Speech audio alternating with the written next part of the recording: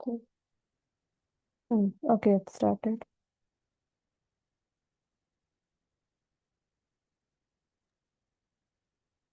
Okay, is my screen visible? And like I can be heard, right? Yes. Okay, nice. So today I was going to talk about matchings. So before that, let me just do one example. Okay, so this is pertinent in real life. It's job interviews. So say you have this is a small example. So four people, four jobs. Okay, and the people are say one, two, three, four. Jobs are A, B, C, D.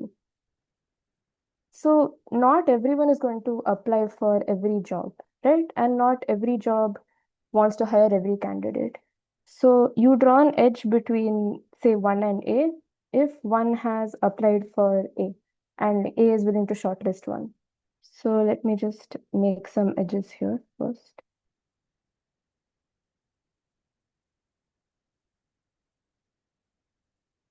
So this is a potential scenario. Okay, so one wants to apply to A, two will apply to A and B, three will apply to C and D, and four will apply to A and B. And what we want is to match people with jobs. So can we find such a way to match them? So we'll define a matching. A matching is just in a graph tree, a matching is a set of edges which don't share any common endpoints. Okay, so here, for example, 1A, this is a matching, right? Because it's just one edge, it doesn't share endpoints with any other edges. 1A, 2A is not a matching, right? Because 1A and 2A share a common vertex. 1A, 2B is a matching. So now look at this matching 1A, 2B, 3C. This is almost perfect, right? Because three people are matched, three jobs are matched. It's just that four is left and D is left. So you define a perfect matching as a matching where every vertex in the graph is matched. So if there was such a matching here, for example, you would need to match all of 1, 2, 3, 4 and A, B, C, D. Is that fine till now?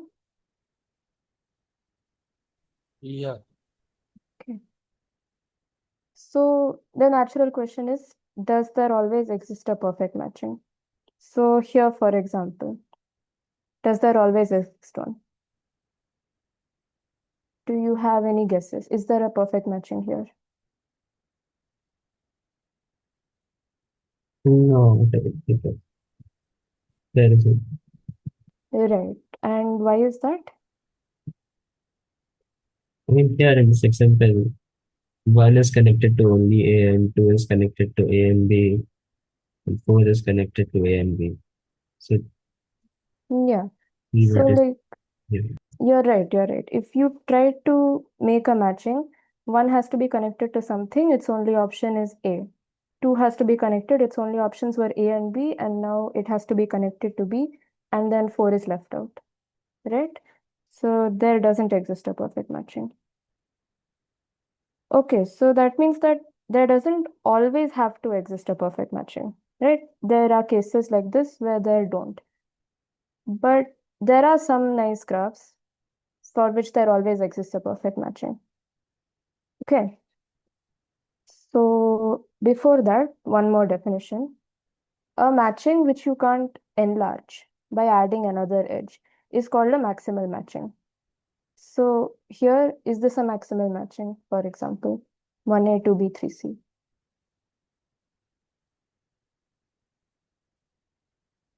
Yeah, because we can't add any more edges. Right.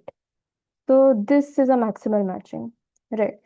Is there any other way you can like characterize a maximal matching? Like, so here, for example, this is maximal. We know that because we can't add any of the other edges in here. So in a maximal matching, every other edge, which is not in the matching, is incident to some edge in it. Okay. So this is maximal. And we also define a maximum matching as the matching with maximum size. out of all of them. So largest number of edges. So here this matching is also maximum, right? Because we showed there doesn't exist a perfect matching. Fine, Sona? Okay, does maximal always imply maximum?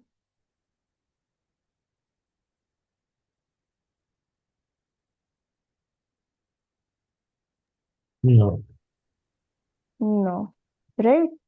That's true, right? There could be maximal matchings, but just because you can't add another edge to it doesn't mean that this is the best possible one. But does maximum imply maximal?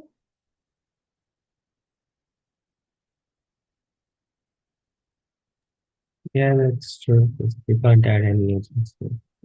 Right. It's by definition the largest size of edges, so obviously you can't add any more.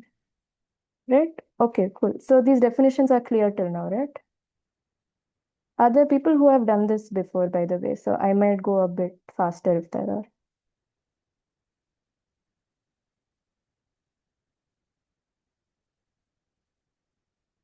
Okay, that's fine. That's fine. So, okay, now we look at graphs where there do exist perfect matchings. So specifically bipartite graphs. And there is a very specific condition on these bipartite graphs. But if that condition holds, then there must exist a perfect matching. Okay, so consider such a bipartite graph and let the partitions be x and y. And now suppose x is perfectly matched. So every vertex in x is matched. So there's a theorem. I guess you may have heard of it, but I'll just state it anyway.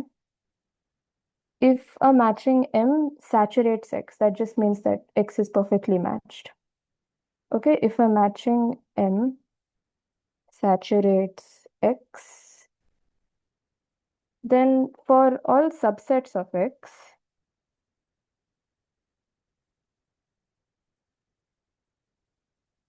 if you call the neighbor set of S, like the vertices that any member of S is adjacent to in Y, if you call that neighbor set of S as N of S, then size of S is at most size of N of S.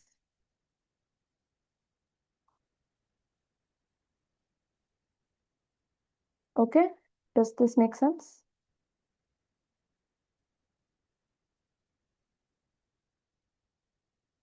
I'm not going to prove this right now because like, one direction at least is pretty obvious, and the other one is a bit more work, but it's not that hard. So I'm going to just give two problems on it now, and you can try the proof later. Okay? Do you understand Hall's theorem? It is in four directions, right? So if all of these subsets size is less than the neighbor set, then there exists a matching as well, right? It's biconditional, right? The theorem. Yeah, both directions are true. Like size of S is at most size of N of S. If and only if there exists a matching that saturates this.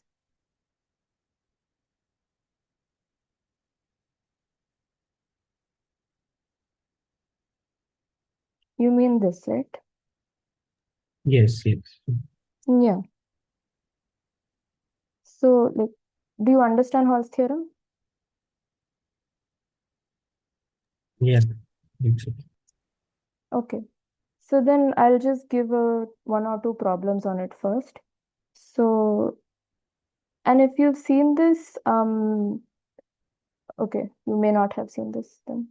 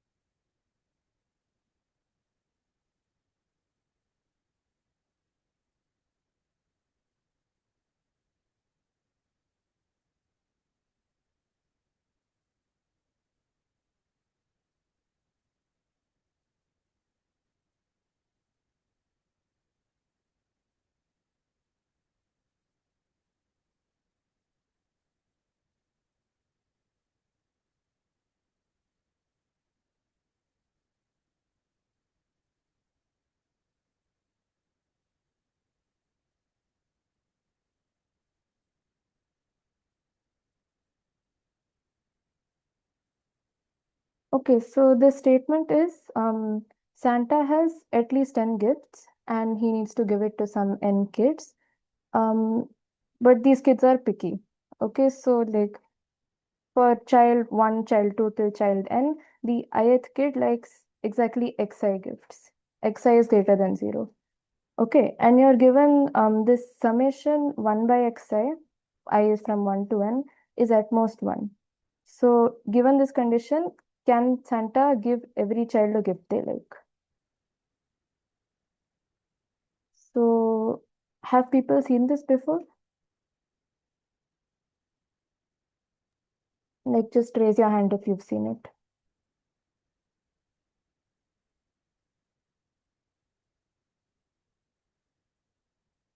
Okay, I guess if only one person has seen it, then we can continue with it. Okay, so I'll give you like 5 minutes to think about it.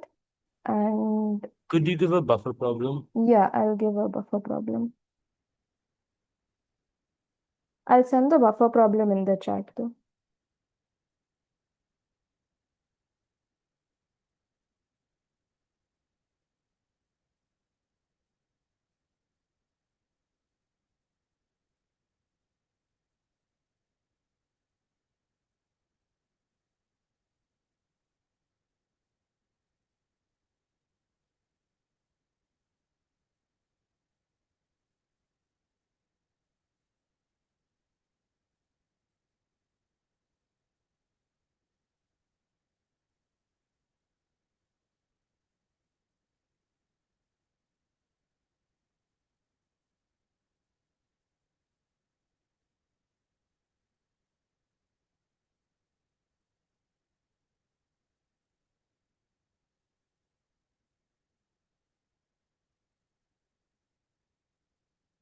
So I'll just wait till 6:50 before we start discussing this one.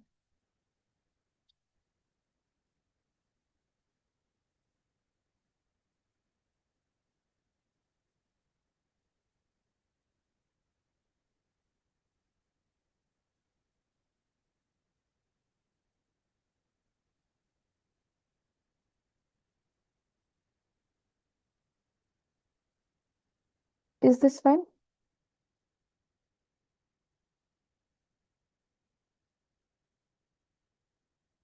Okay.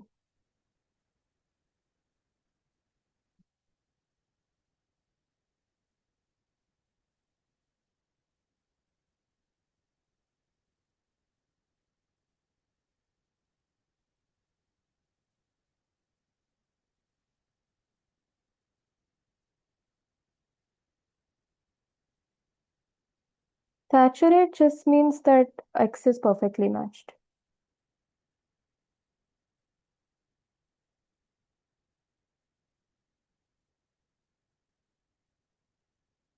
Okay, if every child likes every gift, then surely Santa can give every child a gift they like, right? Yeah.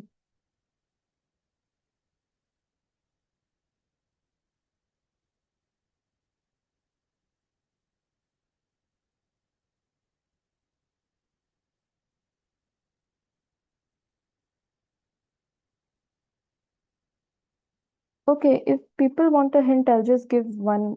I'll just give like the answer as a yes or no. Do you want that hint now? Or should I wait for a bit? Just like a minute. Okay.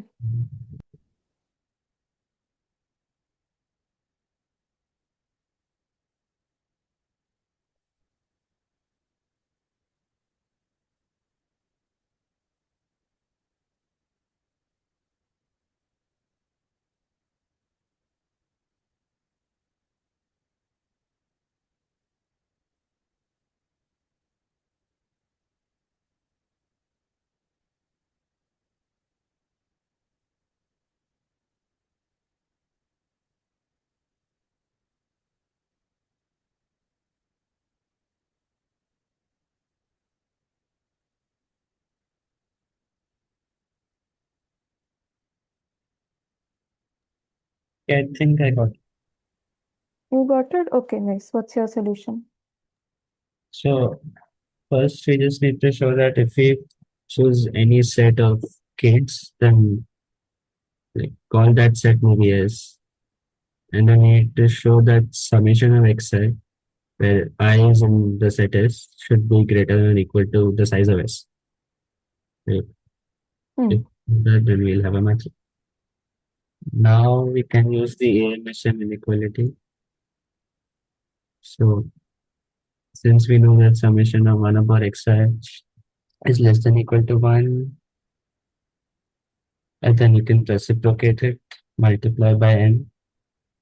That will give you that summation of xi. Um, wait, sorry. Mm,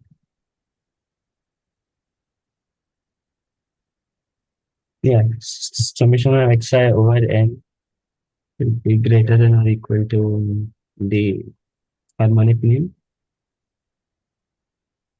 Yeah, okay. It should be greater than or equal to.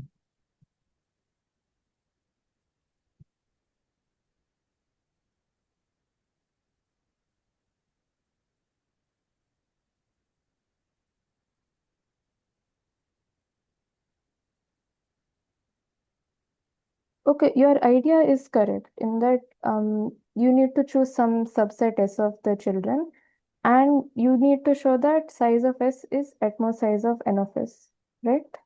Yeah. Yeah. Okay, so and try contradiction instead. I think your AMHM might work, but I don't exactly remember that solution right now. There is also a solution with Cauchy, I think. But anyways, okay. So right now, choose a set S of kids and suppose that the size of S is some K at most 10.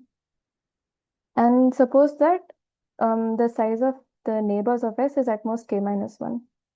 Okay, so that means there are at most K minus 1 gifts that at least one of the kids in S likes. Okay, but then look at this summation of xi from 1 to n. This is greater than or equal to the summation of xi in S, right? Surely, S is just a subset, right? Yes, that's true.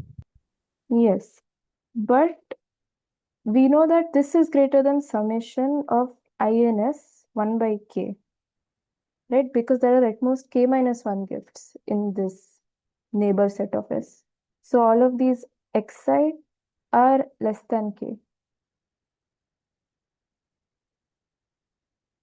Yeah, yeah. right? This makes sense, right? But this is just 1 by k times. This is 1, right? So contradiction.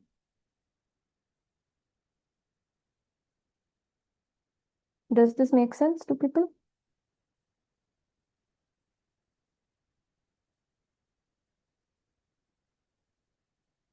So if you were to use AMHM, then you could show that the summation of xi over 1 to n would be greater than or equal to n square. Hmm. Should that imply that? That should imply that for any set subset you choose, then the sum of all xi would be greater than the size of the subset, right? Right. If you show that summation of xi is at least n square, right? Yeah, yeah. Yeah. So if you show that, then you're good. And this is true by, It's just true by AMHM. right. Yeah. Okay, nice. So that also works. Okay. So do people understand this?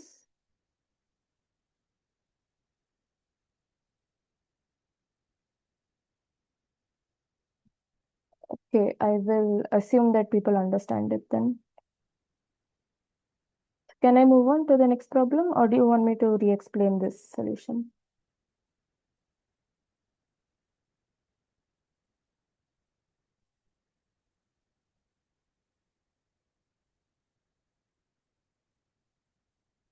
Okay, I will move on.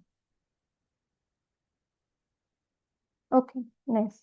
So the next problem is consider an n cross n chessboard. Okay. And on this chessboard, you have on every row and every column exactly k pieces.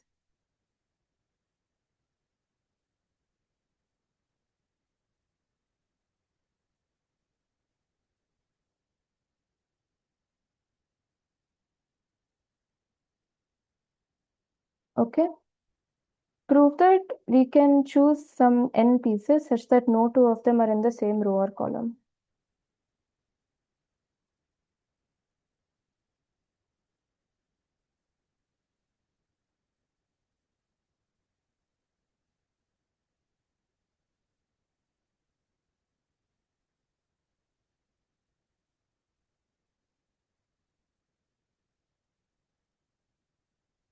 Okay, does the statement make sense?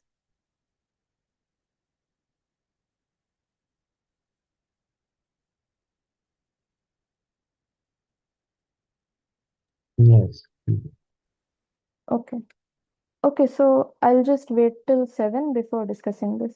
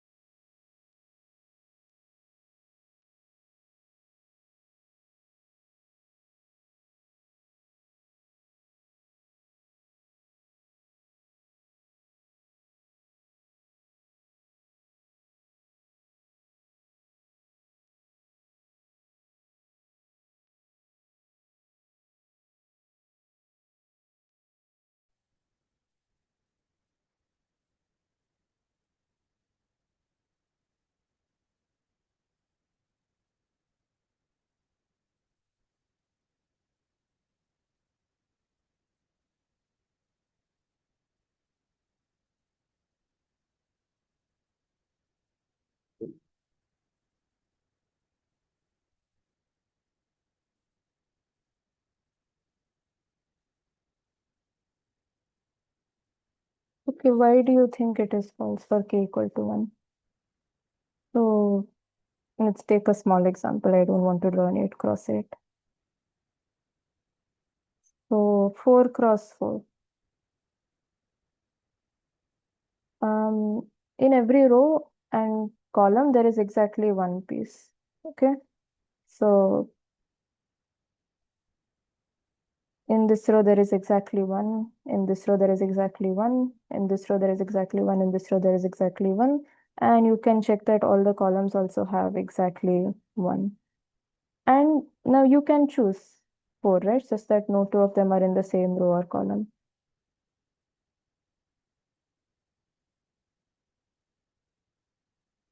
Okay, it's fine.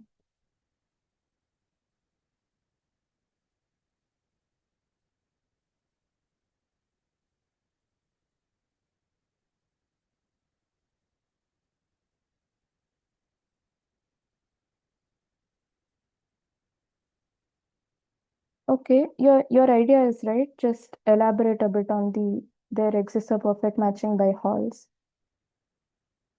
So, okay, I'll just explain your graph once. So the graph is the bipartite graph, right?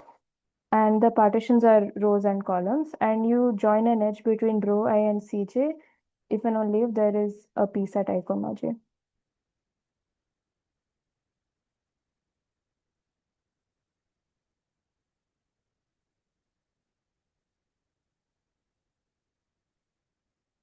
So this problem is equivalent, yes, to every k-regular graph has a perfect matching.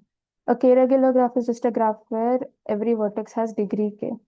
But just say one more line on why every k-regular graph has a perfect matching.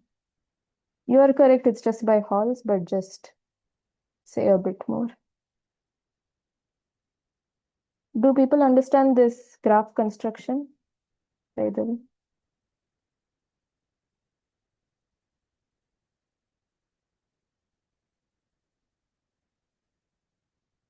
Just say yes in the chat or unmute. It's fine.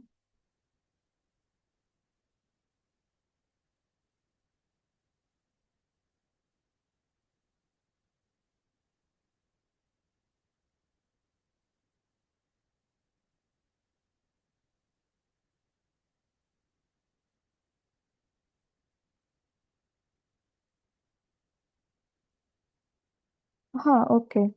So Hall's theorem just says that if there is a matching M such that X is perfectly matched, then for all subsets of X, the size of S must be at most the size of the neighbor set of S.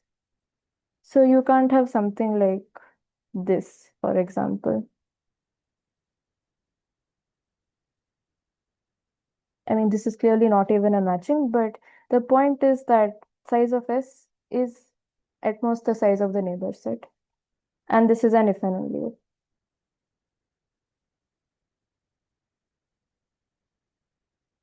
Okay, does the theorem make sense?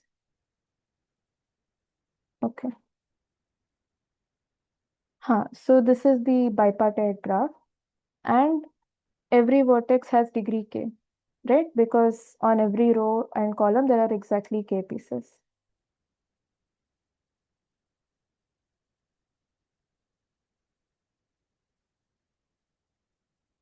Right? Does this make sense?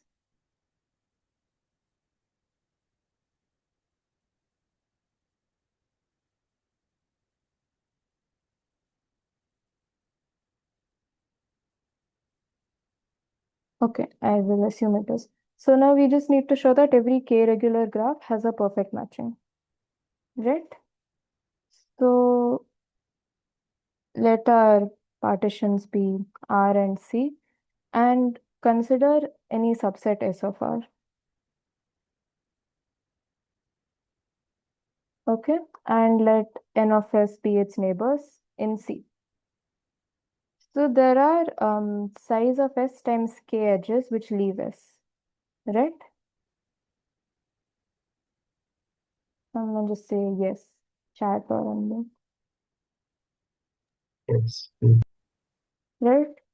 And all these edges leaving S lead to vertices in N of S, right? So that means that this is at most N of S times k, Makes sense. right?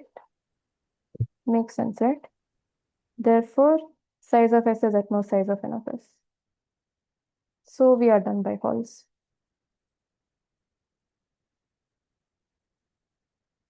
Right? Does this make sense to everybody?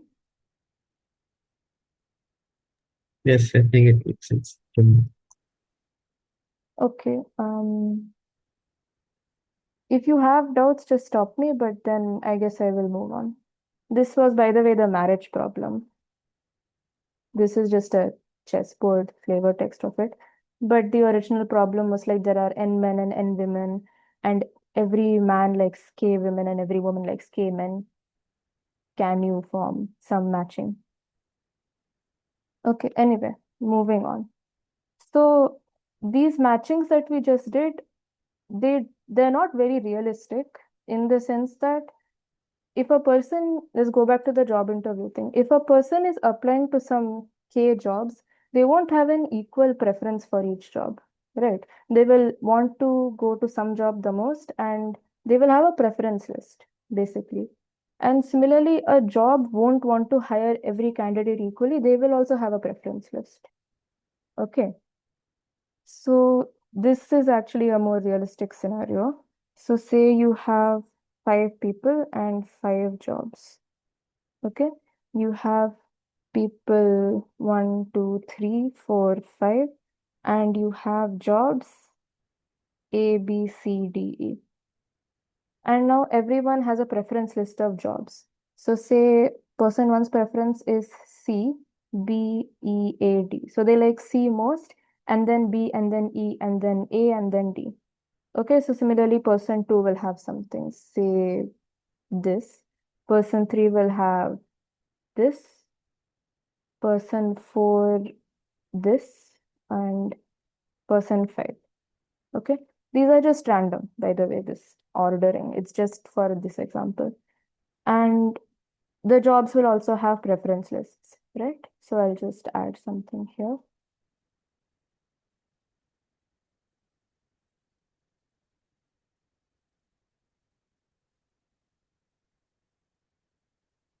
Okay. And so let's just try forming a matching. Okay. So one strategy could be being greedy for the people. And by that I mean every person starting with one chooses the job they like the most. If it's not available, they choose the one they like the second most. Okay, so the what would that look like? So for one, they like C most, right? And C is still available. So we match one with C. Okay. And then for two, they like A the most, A is available. So they match with A. For three, they like D most, it is still available, they match with D. Okay, but now for four, they like A, C, and D most, and all of them are taken. So they settle for B. Okay, and five has no choice. These 5-digit numbers are just the preference list of these people 1, 2, 3, 4, 5. So A likes 3 more than 5, more than 2, more than 1, more than 4. Okay, this is fine till now. Okay, so this is what would happen if you were trying to be greedy about it with the people. So this started off well. 1, 2, 3 are all very happy, but 4 and 5 had to settle for jobs they almost dislike the most. Okay. And there is something called an instability in this. So consider this person 4 and this job C. Okay. So 4 is currently matched to B and C is currently matched to 1. Okay. But 4 likes C more than they like B. Okay, because C is higher in the preference list. And C likes 4 the most. C likes 4 much more than they like 1. So it would have made more sense for 4 and C to have matched instead of these two pairs. Okay, so such pairs where you have two people and they like each other more than their current partners. Such pairs are called unstable pairs. Okay, instabilities or unstable pairs. Okay. So you call a matching stable if there aren't such unstable pairs. Okay, does this make sense, the definition? And so, what do you again mean by unstable? So 4 and C here, for example, 4 is currently matched to B and C is currently matched to 1. Right, but 4 likes C more than their current job, B. And C likes 4 more than their current candidate, 1. Which means that it would have been better off if 4 and C were paired instead of the current pairing. And this pairing, this current matching is called unstable because 4 and C are an unstable pair. Makes sense, yes. Okay, it makes sense, right? And so a matching is called stable if there are no unstable pairs. Pretty obvious. Okay. So now the question to ask is, can we match everyone without unstable pairs? Does there always exist a stable matching? Okay. And so what Gale and Shapley did was they provided an algorithm for bipartite graphs on college admissions, showing that following this algorithm, you get a stable matching. Okay. And that is what we'll do. But firstly, does there always exist a stable matching?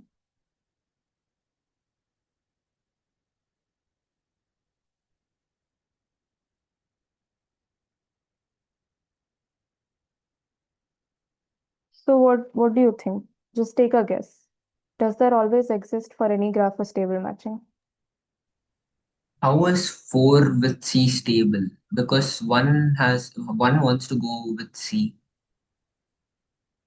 but that does not happen. What do you mean? 4 and C, how is it unstable? How is it a stable pair? 4 and C is not a stable pair. This was just to show that in this original pink configuration, pink matching, 4 and C were an unstable pair. Okay. Okay, makes sense? Then this pink matching is what we're concerned with right now. And this pink matching is unstable because of this pair 4 and C. Okay? Okay. Okay. So actually the answer to this question is no. There doesn't even need to exist a stable matching in the first place. And I'll just show one quick example of that. So you have, say, 4 people, A, B, C, D, and they want to choose roommates. Okay? And everyone has a preference list, of course. A's is B, C, D, B more than C more than D. B's is C, A, D. C's is A, B, D, and D's is A, B, C. So my claim is there does not exist a stable matching here. So should I just say why, or do you want maybe 2 minutes to think about it?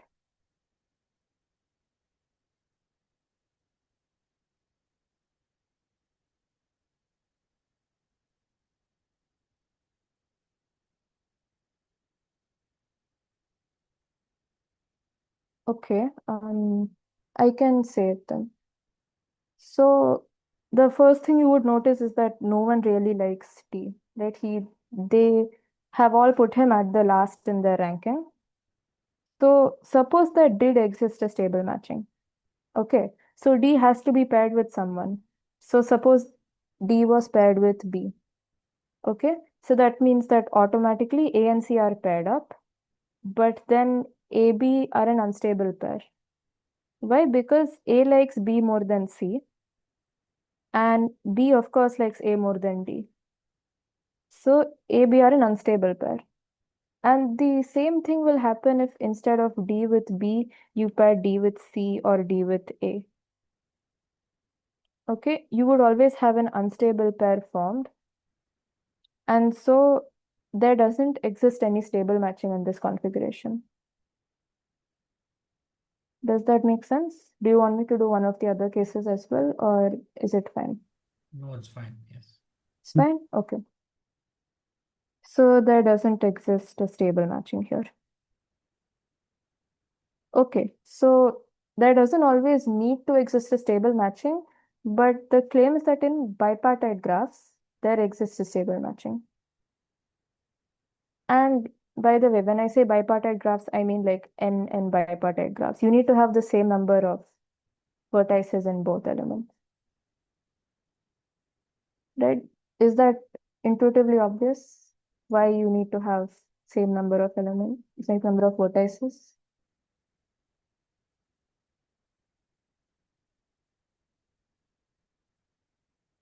Okay, I guess that is fine then. So for bipartite graphs, we claim that there does exist a stable matching, and there exists one by following this algorithm called the Gale-Shapley. Okay, so suppose the people are some P1, P2 till Pn, and your jobs are J1, J2 till Jn. Okay, so now every person Pi will go to the first job on their preference list and apply. Then every job will shortlist their most qualified candidate out of everyone who has applied, and they will reject everyone else. Okay, and then every rejected person crosses off that job from their list. And then the next day, you repeat. Every rejected person goes to the first job on their list, and the same thing repeats. The jobs now shortlist their most qualified candidate out of everyone who has ever applied, and they reject everyone else. And you keep going until there are no more rejected people. And when that happens, the jobs accept the shortlisted candidate. Okay, I'll show an example of how it works, but does it make sense so far? Wait, so during one round, when one of the jobs shortlist a particular person, they don't select that person, right? They won't accept that person yet, but that person will stop applying to other jobs after that. Okay. Makes sense. Yeah. If that person is rejected by that job though in a later round, then they will start applying again. But as long as you are shortlisted for a job, you don't apply to anything else. Make sense? But then some other person can still apply to that job who has already which has already Yeah. shot the person, right? Yes. Mm. So I'll just give an example of how it works with our initial example.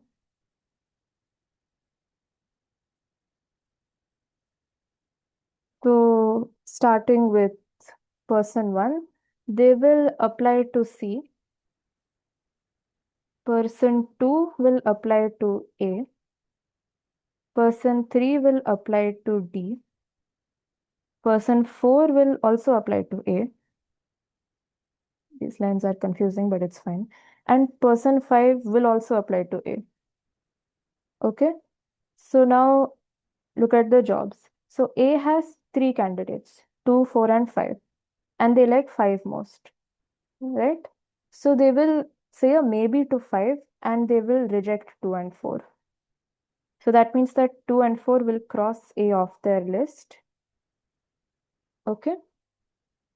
And 5 currently has a maybe from A, so they won't do any more job interviews in the future until they're rejected, possibly. Okay. For C, only one person has applied so far, so they are immediately shortlisted. And for D, only one person has applied so far, so they are immediately shortlisted. 2 and 4 still have nothing to do.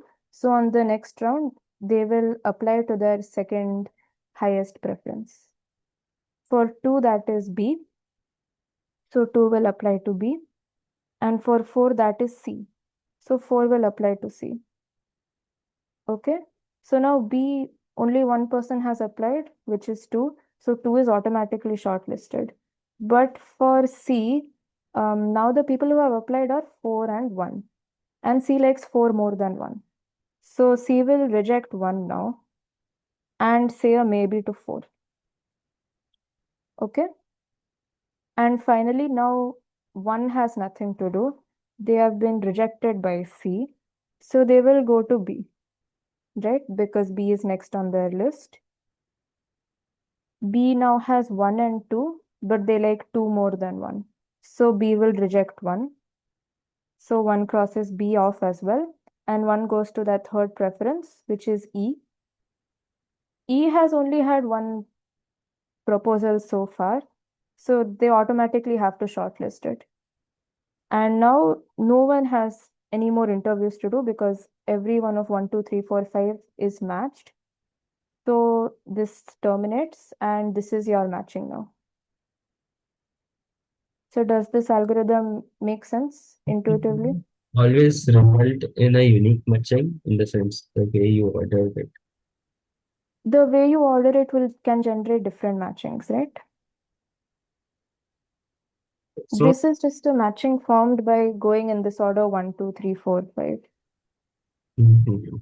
Like Okay. the stable matching is not necessarily unique. Okay. Okay. So can you see, like just do a quick check that this is a stable matching?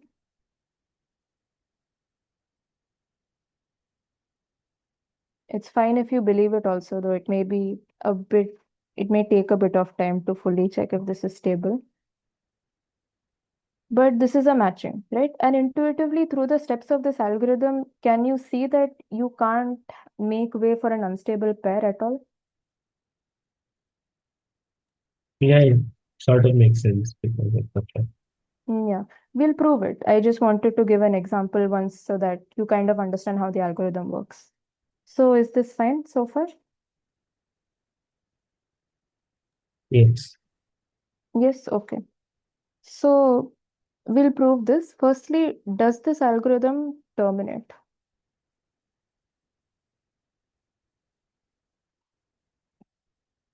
Will people keep on proposing to jobs or will eventually everyone get a job? In each round, there has to be at least one person who's going to cross out one job from their list, right? Right. That should ensure that the process will get over.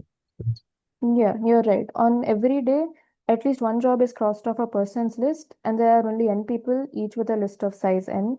So this algorithm will terminate within n square days. Make sense?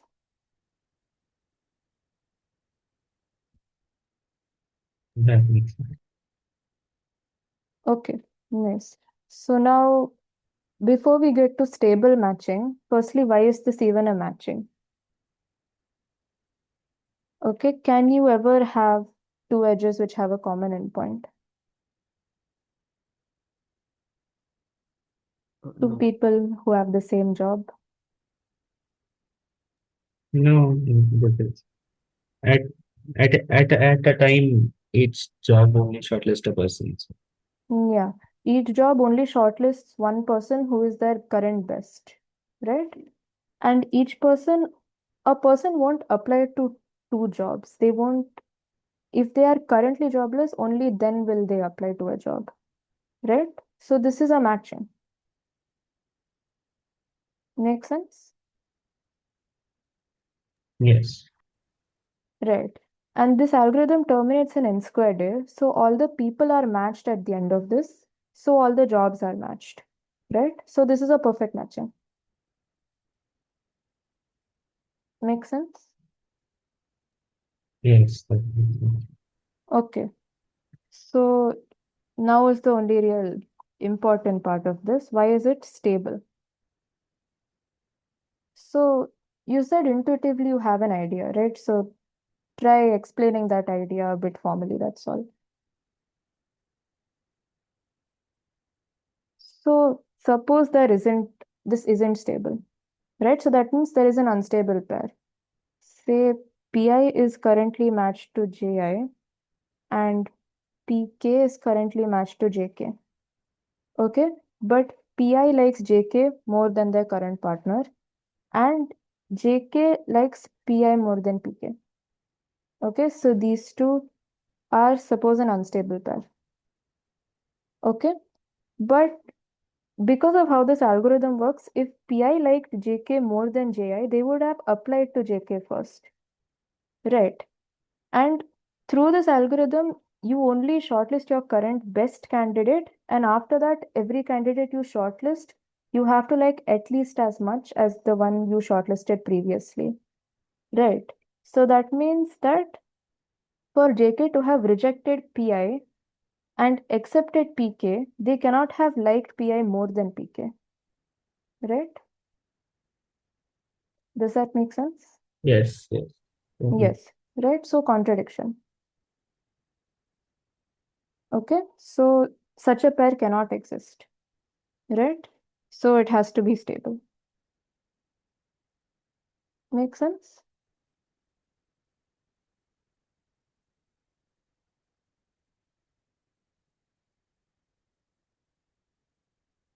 I can re-explain it if you want. Just say yes or no.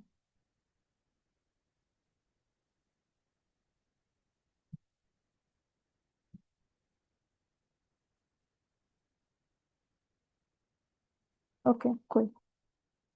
So this is the Gale-Shapley algorithm, and we are convinced that it gives us a stable matching, right?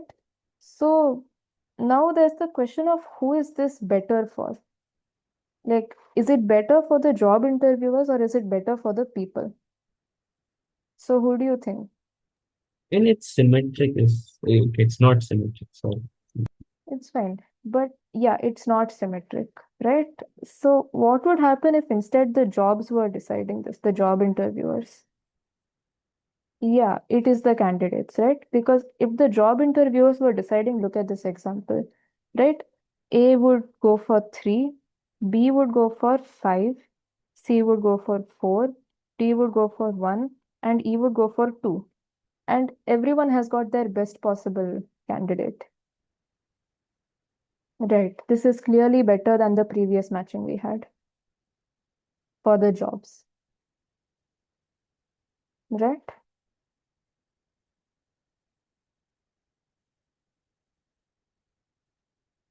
Again, does this? phrase it better and worse. Yeah.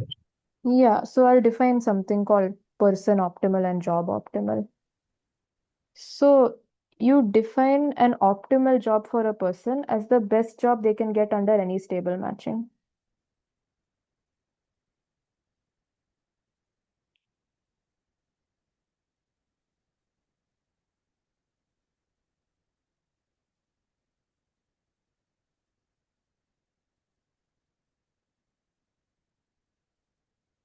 And similarly, you define optimal person for a job as the best person under any stable matching.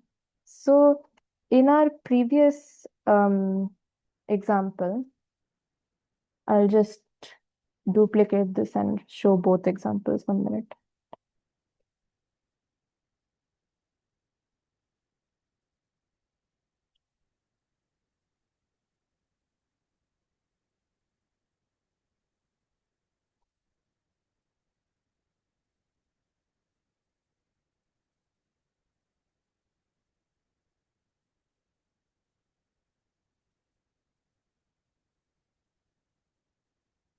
Okay, anyway, so point is here A has gotten the best person under any stable matching, right? Because it's literally the first person they had in their preference list, right? B has gotten the best person. C has also gotten that. So has D, and so has E, right?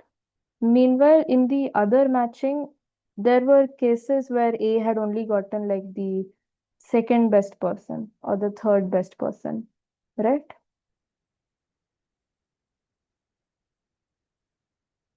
So you define a matching to be person optimal. Okay. If everyone has their optimal job. And similarly, you define a matching to be job optimal if every job has the optimal person. Right? So this is job optimal. Right? Does that make sense? That does. Yeah. Okay.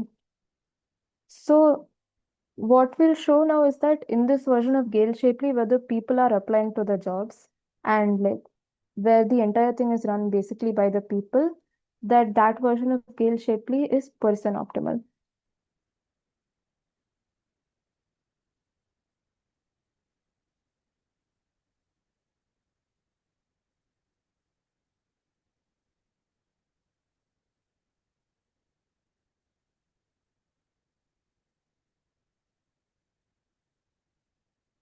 Okay. The definition is clear, right? Job optimal, person optimal. Yeah. Okay. So I'll let you think about it for maybe 5 minutes and then I will explain it. The proof is intuitive. You just think about what would happen during this algorithm and see whether it's ever possible for a person to not be matched with their best possible valid job. So I will wait till 7:34.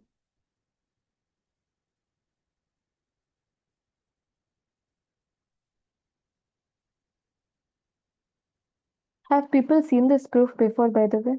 Or is it fine?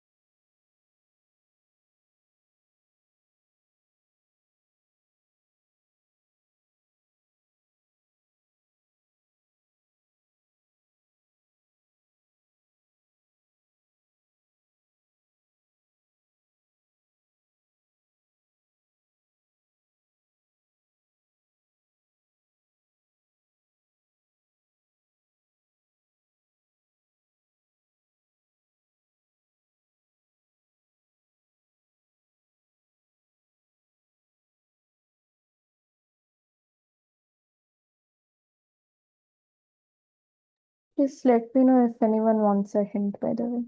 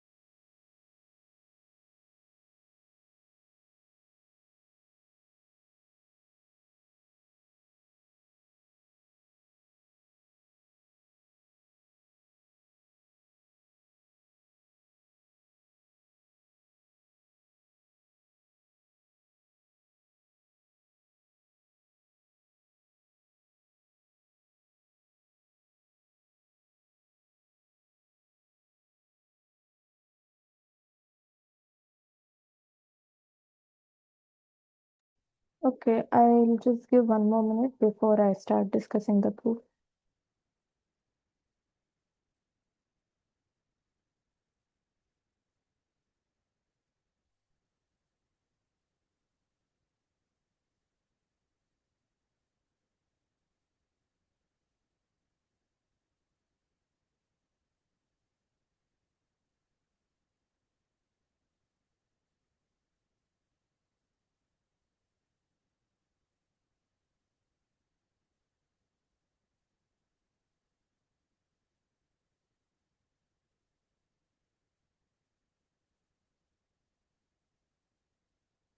Okay, so I will start discussing. Does anyone have any ideas or should I go on?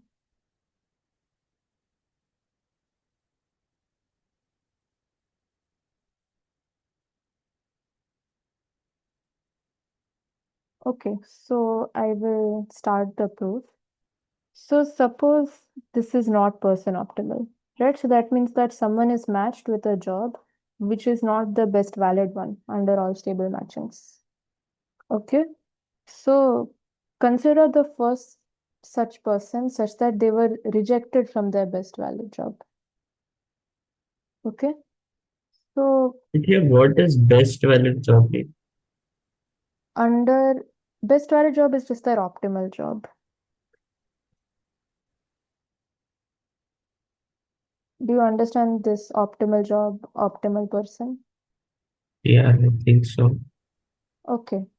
So you call a job a valid job if they were matched with that job in some stable matching. Okay. So because these people apply in decreasing order of preference, if they are currently not matched with the best valid one, with the optimal one, then they must have been rejected from a valid job previously, right?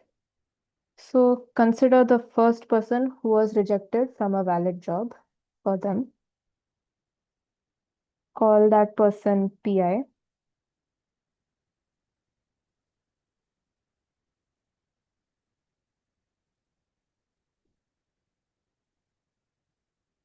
And now look at the first such job to reject PI. The first such valid job to reject PI, call it some JK.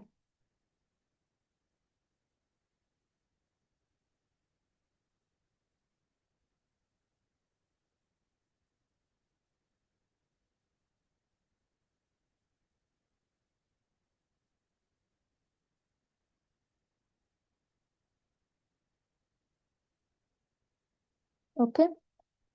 So because JK is a valid job which rejected them, by the definition of it, there must exist some stable matching where PI and JK were matched.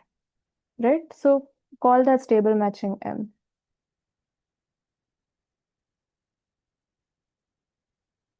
Okay. So now JK rejected PI here, right, during Gale-Shapley. So when PI applied to JK, some PX must have also applied to JK such that it prefers PX to PI, right?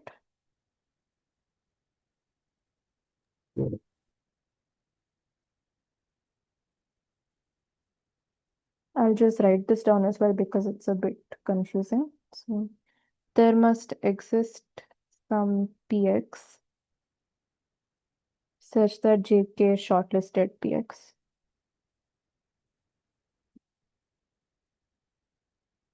Okay. So now consider the job that PX had in M. Okay. So call that some JY. Okay. So because we defined PI as the first person who was rejected by a valid job, that means that PX could not have been rejected by any valid partner when this happened, right?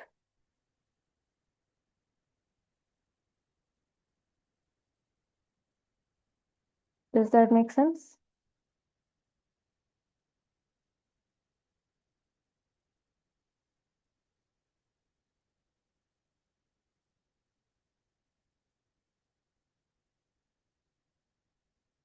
Yeah. Yeah, right? So that means that PX had not applied to JY before they applied to JK, right?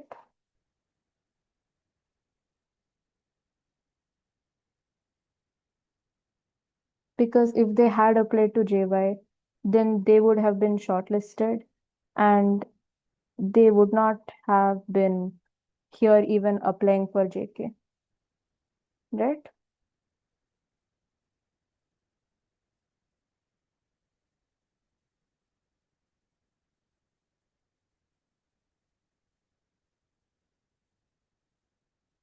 Does that make sense? Basically, because PX has not been rejected yet, the only option for PX with respect to JY is that they could not have even applied yet, right?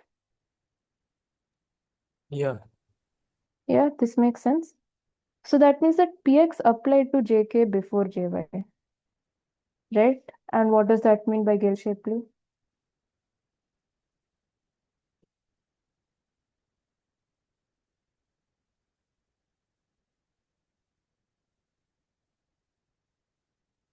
By the algorithm, if someone applied to this job before another job, then they must like the job they applied to first more, right?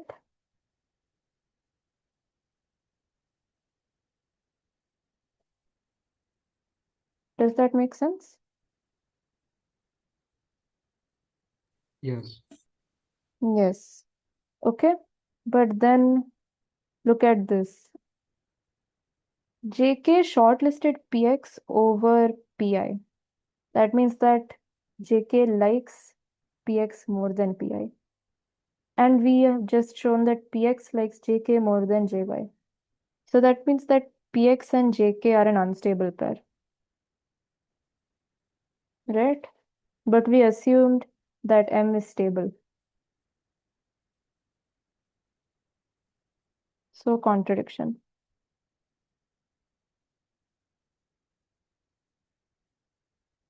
Right? I can go over this again if you want, by the way.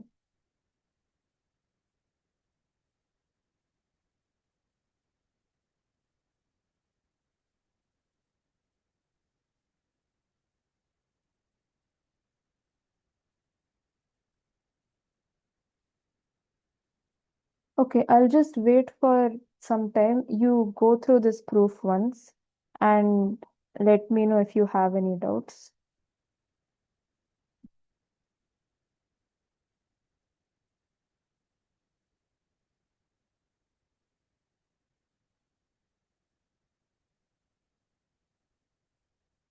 So I'll just wait for maybe 5 minutes, and then if you don't have any doubts, then cool.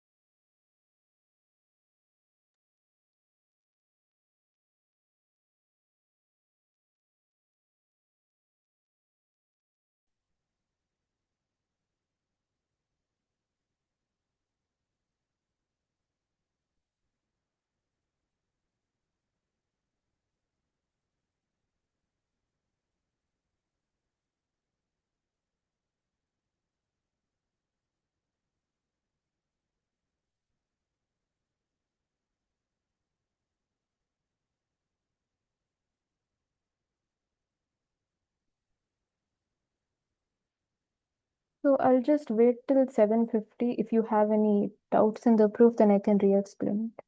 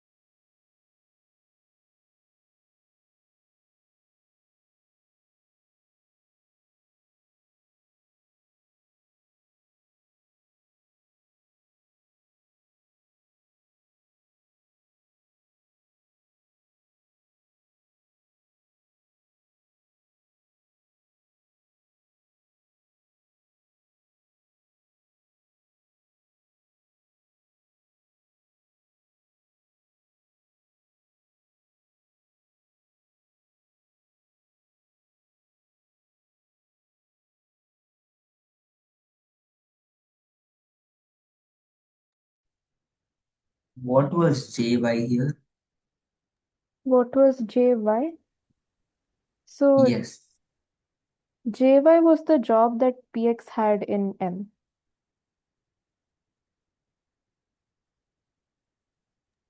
That fine? Okay.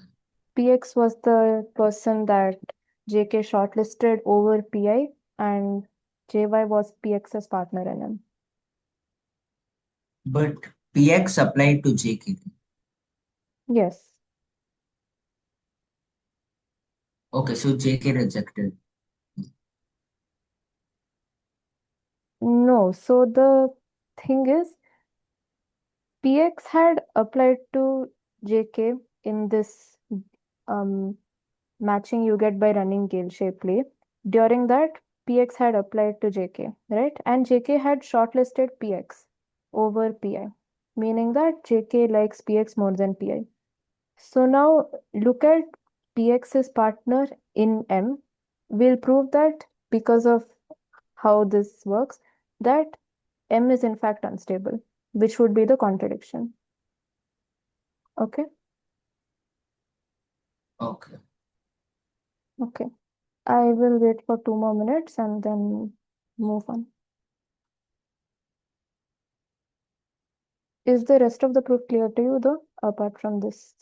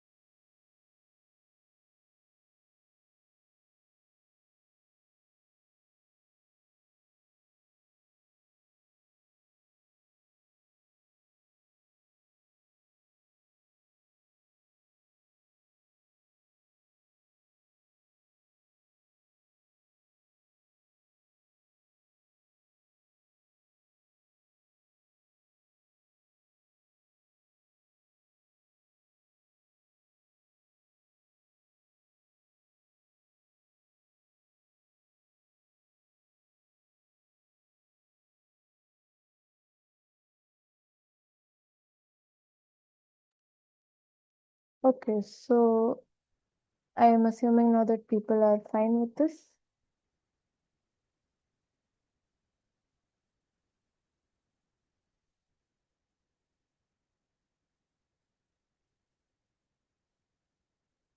If you are not fine, I can re-explain it, but for now, I will move on. If you have a doubt in it, just text me after class. Okay? So that is pretty much it. There are some extra problems I have, which I can write here and you can send me after class. The applications of this are basically, so there are some questions you can ask, right? Like, how many stable matchings are there? Right. So that is one question. This is not a unique stable matching, but exactly how many?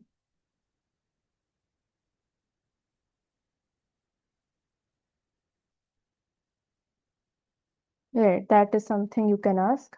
There is also the question of what would happen if these job interviewers falsified their lists. What that means is basically right now, these lists, you can consider them to be out in the open.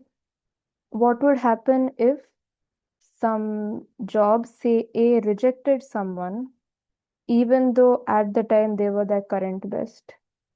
So, what I mean is because that might be a bit confusing. Suppose 4 had applied to A at some point, okay?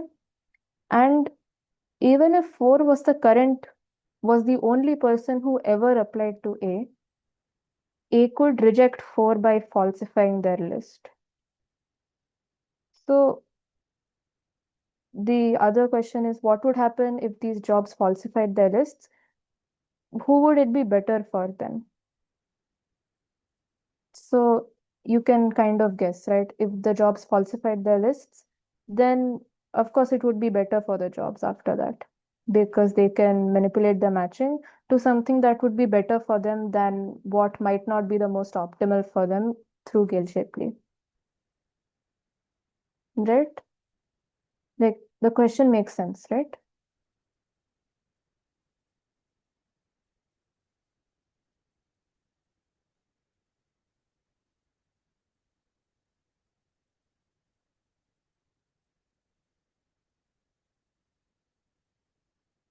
Right? Is this fine? Another thing, yes, okay. Another thing that could happen is if it was for, say, dating apps, and there are certain people who should not be matched, right? Like relatives. So if you also have to restrict certain edges, you cannot have these edges in your matching, then can you always have such a stable matching? Right, that is also something you could ask, right?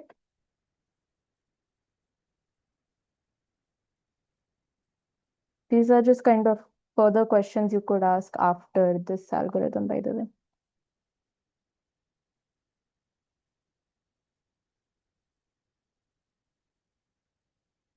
That makes sense, right? That question.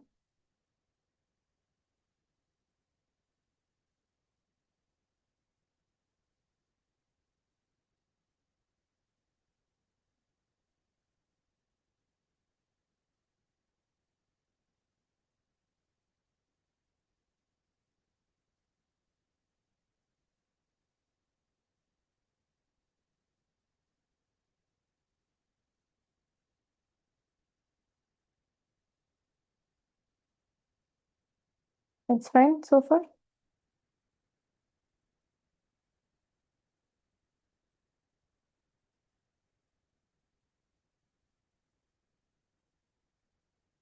Okay, I will assume that it is fine. Anyway, so that was pretty much it. So Gale and Shapley did this in 1962, and Shapley won the Nobel Prize for economics for this. So, and it's also used in places like college admissions, right? A version of it, obviously, because the number of seats is much less than the number of people who apply, and not everyone will apply to every single college, right? In these preference lists, we have kind of a preference list of everyone, whereas you may not apply, may not even want to apply everywhere.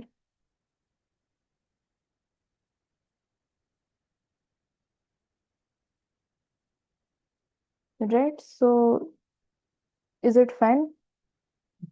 Gale Shapley, the person optimality, is all of that fine? Yeah. Okay. Yeah, that is all I had to do today. If you have any doubts, then just ask now.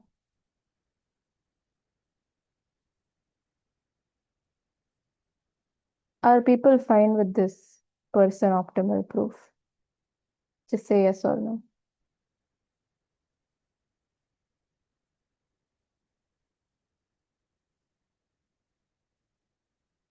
Could you repeat your question?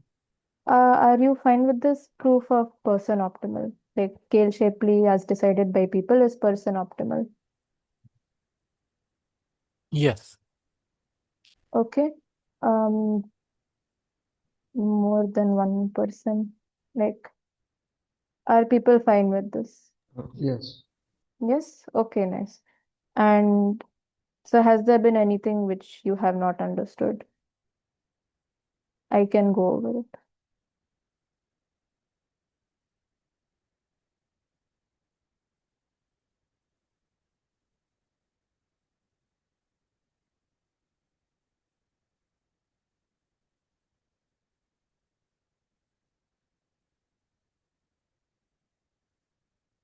It's fine.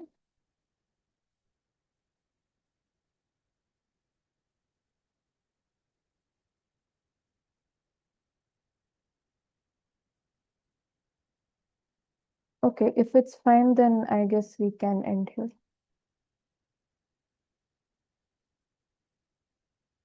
I guess I will have to stop recording. Okay, yeah, that was all I had.